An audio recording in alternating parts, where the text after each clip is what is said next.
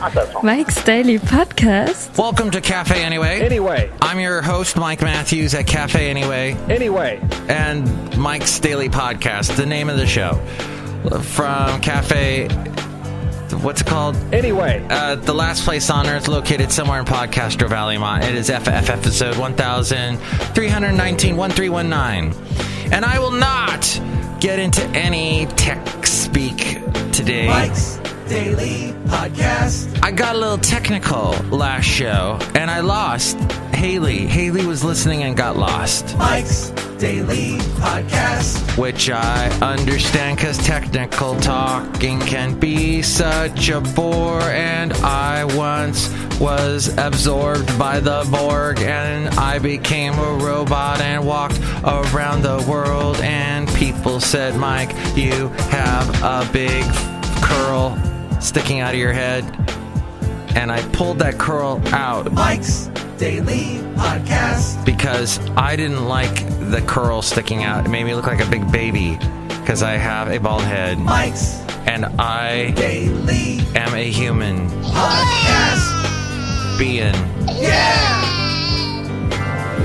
I had an interesting thing happen a couple weeks ago when I was hosting. I was producing a show that someone else was hosting on the radio.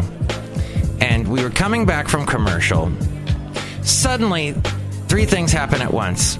Number one, the host of the show was nowhere to be found. Look who just walked in. Someone has been found as they walked in. They have walked into the cafe anyway. Hello, Mike Matthews and Chely Shoehart, gift shop supervisor.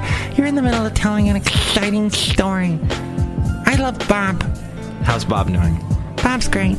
Is he telling an exciting story right now? Oddly enough, yes, Mike Matthews. Look who else walked. Oh, Mike, this is Floyd the Floorman! And this is John Deere, the engineer, Mike. Go on with your story. And so, the host of the show was nowhere to be seen. Then, someone I work with walked in. Walked right into the studio where I'm trying to produce everything. And he was telling me about how he was just coming from the bathroom and how he had a wonderful experience in there. Okay, that's great. Thank you. I did not care to know about any of that. And then the phone is ringing.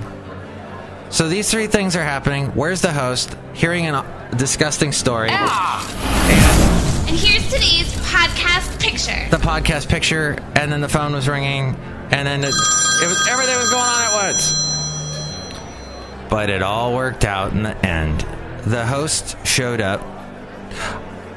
I played a song by a band called Group Love, and then whoever was calling hung up on me.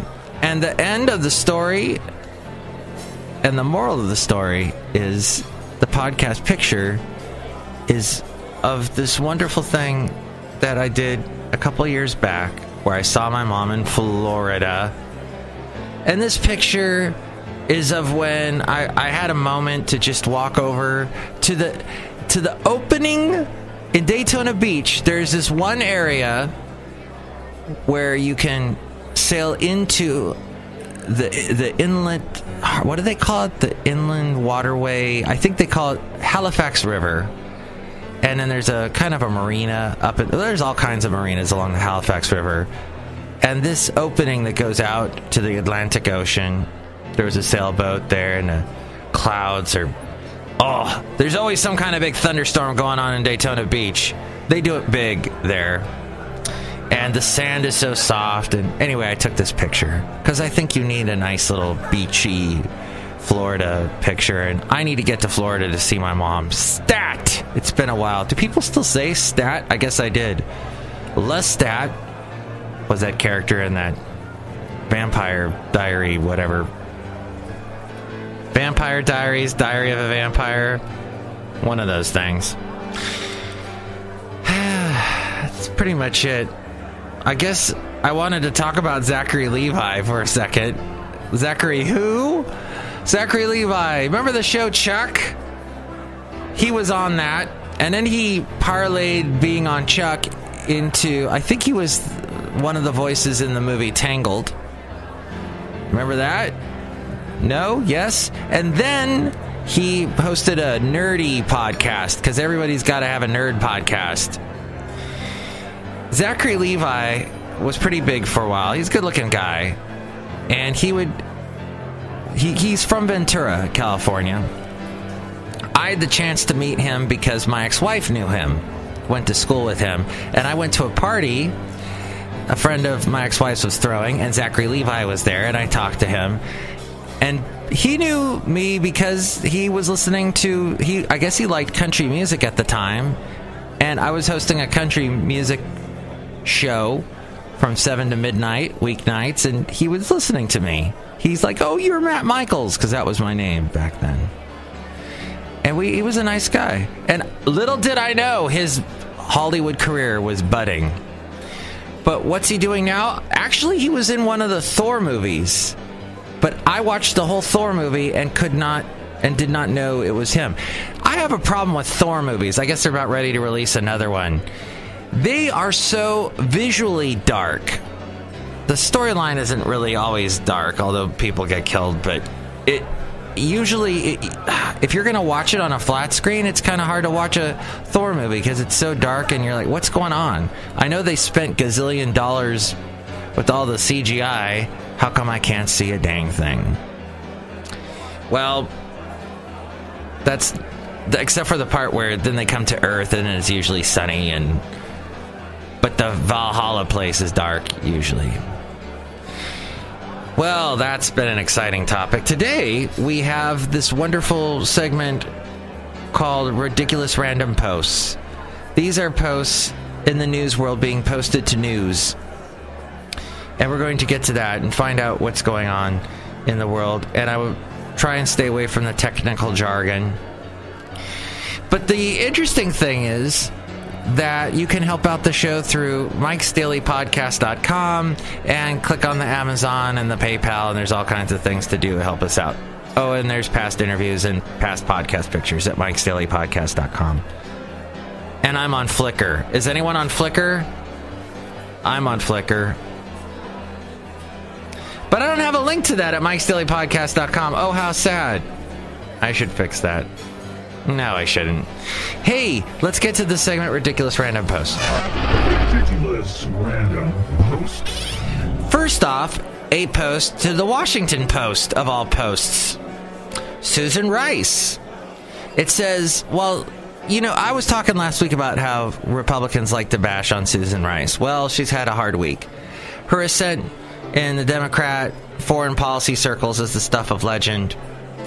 But she had a couple things that she said wrong to the media, and it's come back to get her wrong in the past couple of weeks. The most recent example was highlighted yesterday by the Washington Post fact-checker Glenn Kessler.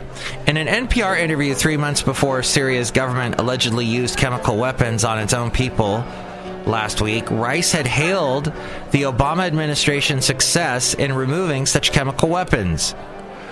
Quote, "We were able to get the Syrian government to voluntarily and verifiably give up its chemical weapons stockpile," she said.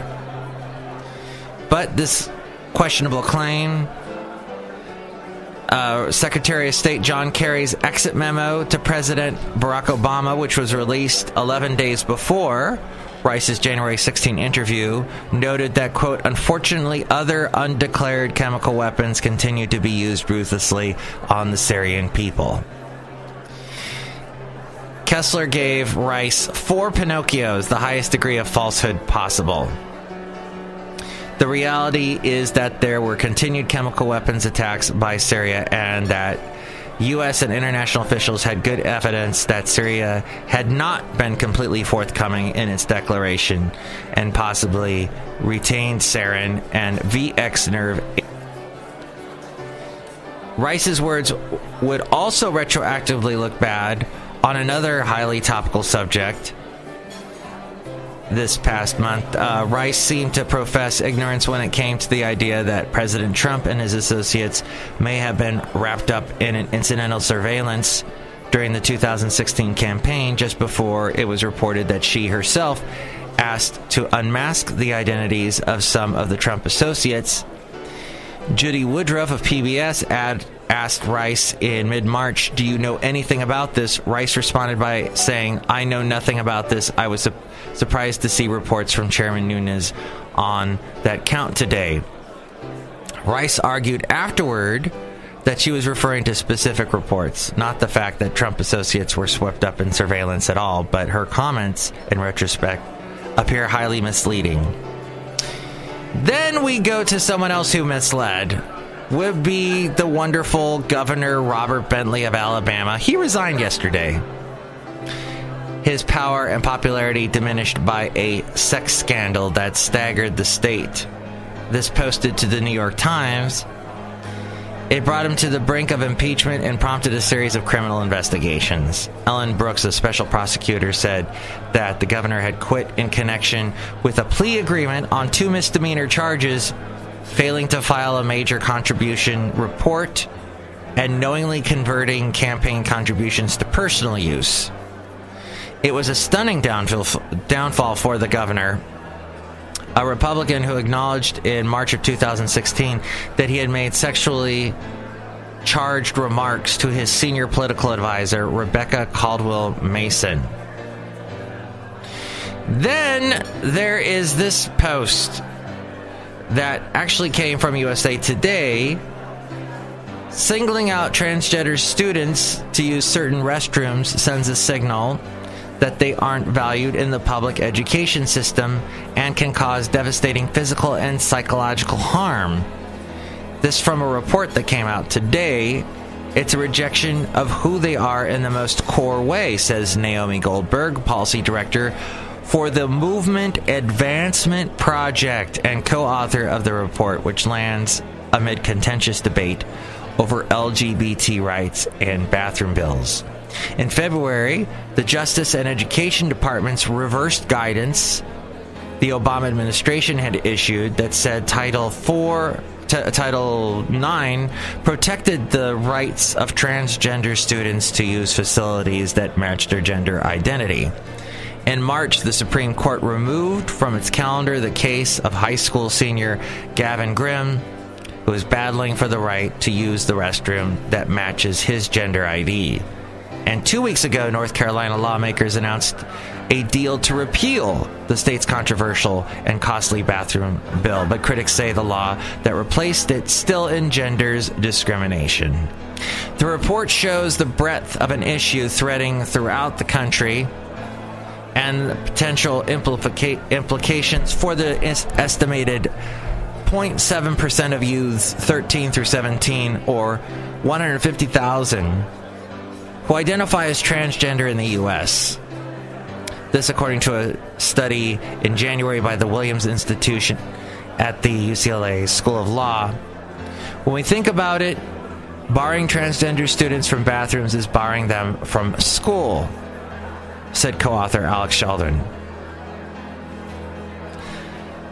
And it reveals stark numbers. 75% of transgender students feel unsafe at school and were more likely to experience verbal and physical harassment and assault from their peers.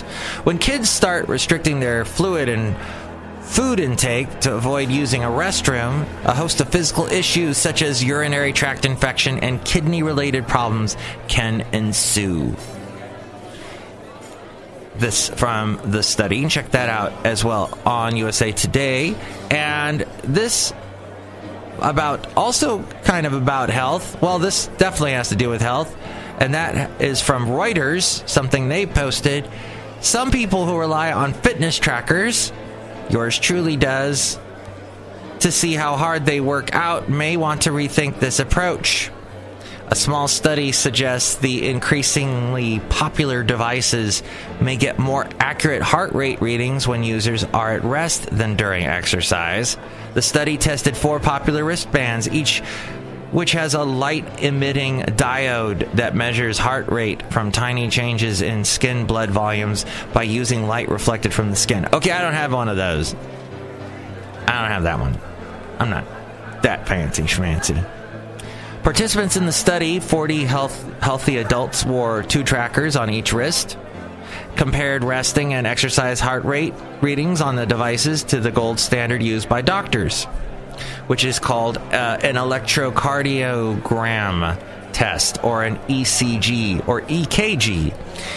At rest, the Fitbit Surge got heart rate measurements that most closely matched the ECG results. The basis peak was the furthest off.